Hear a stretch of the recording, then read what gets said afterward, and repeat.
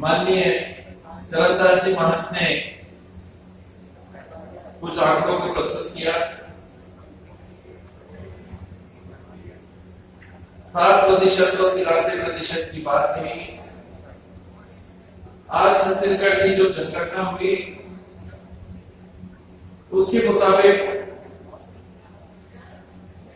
लगभग 12 कुछ करीब 13% आबादी अनुसूचित जाति की, लगभग 30.5%, 30.6% आबादी अनुसूचित जनजाति की, और इसको जोड़ कर लीजिएगा 50% से कम आबादी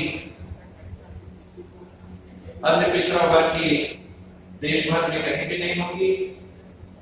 तो ये 3 आंकड़ों को अगर आप जोड़ लेते हैं तो 93% हो जाता है। बाकी बचते हैं 7% जिसका प्रतिनिधित्व हम लोग भी करते हैं। उस 7% के अतिरिक्त मैं अपने आप को उस प्रतिशत का हिस्सा मानता हूं जो शायद दुर्भाग्य से आज समाज में 7% से कम का हो, जो जात पात, जाति, धर्म इत्यादि के भेदभाव को नहीं मानता, जो ये मानता है कि शायद भीमराव अंबेडकर जी के मूल विचारों में जो बात रही होगी और उनके जैसे ज्ञानी, मार्गदर्शक, भारत रत्न, समाज सुधारक, मानव व्यवस्था सुधारक व्यक्ति की चिंता में हो सकती है कि हमें अगर समाज का निर्माण करना है तो ऐसे समाज का निर्माण करना है जिसमें भेदभाव के लिए कोई भी प्रतिशत स्थान ना रह जाए। हमारे और किसी के बीच में, समाज के एक एक व्यक्ति के बीच में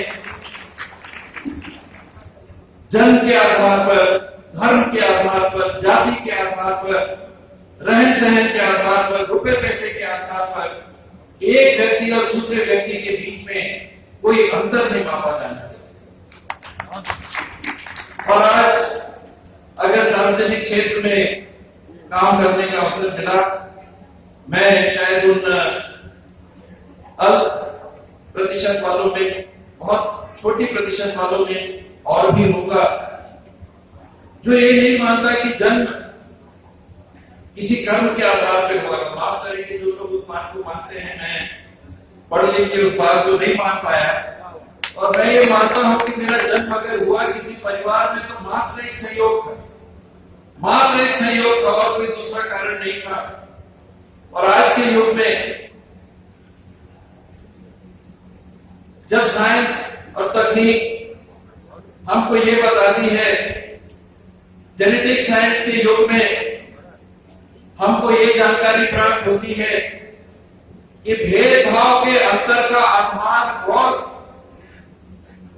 नष्ट हो चुका है, निराधार हो चुका है। जब हमको जेनेटिक साइंस ये बताता है कि देश में नहीं, किसी प्रांत में नहीं, दुनिया भर के मानव प्रजाति के बीच में 99.9% से ज्यादा समानता है। जो जेनेटिक आधार है पूरे मानव प्रजाति का वो एक है। और यहां तक कि जेनेटिक साइंस हमको ये बताता है कि आज के युग में वो आदम और हव्वा और एडम और ईव की जो बात होती है कि पहले मानव जाति का अगर उत्थान हुआ तो एक पुरुष और एक महिला थी, और उससे ये पूरी मानव प्रजाति का प्रसार जो आज पृथ्वी पे है वो विद्यमान है।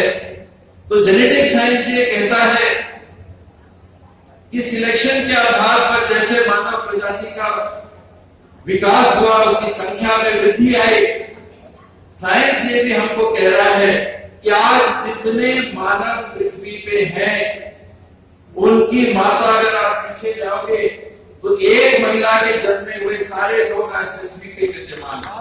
ये जेनेटिक साइंस है।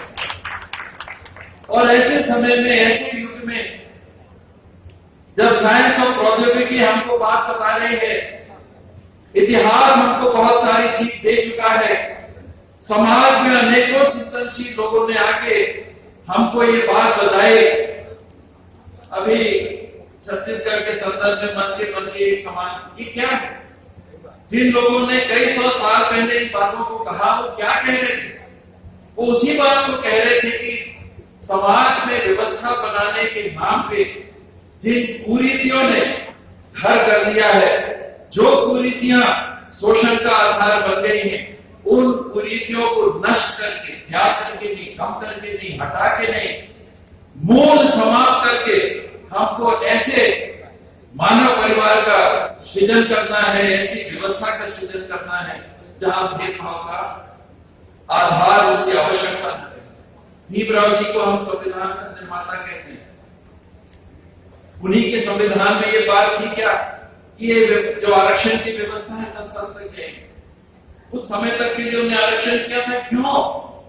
क्योंकि एक सच्चे सोचने वाले के सच्चे मन में ये बात थी कि देश में ऐसे कानून बनाने के बाद हम सब ऐसी व्यवस्था को अपना लेंगे कि हम भेदभाव को अब नहीं मानेंगे, सबको वास्तविक तौर पे सामान्य अवसर देंगे, पढ़ाई के भी, कारोबार के भी, समाज में स्थान लेने के भी, जनप्रतिनिधित्व के भी, हर मायने में शादी ब्याह से लेके हर चीज में ऐसी व्यवस्था हम बना लेंगे कि कोई अंतर हमारे बीच में ना रह जाए। और कोई कारण नहीं था, वही संविधान था। और आज अगर हमको आरक्षण की व्यवस्था को बनाए रखने के लिए कटिबद्ध होना पड़ रहा है, ये हमारी सोच को हम परिवर्तित नहीं कर पाए, हम एक दूसरे को बराबरी से नहीं देख पा रहे। ये कारण है कि आज भी समाज में बिना आरक्षण के सामाजिक न्याय नहीं दिया जा सकता। इन परिस्थितियों में हम राजनीतिक कार्यकर्ता के रूप में, एक पार्टी के कार्यकर्ता के रूप में भी काम कर रहे हैं। आरक्षण की बात आई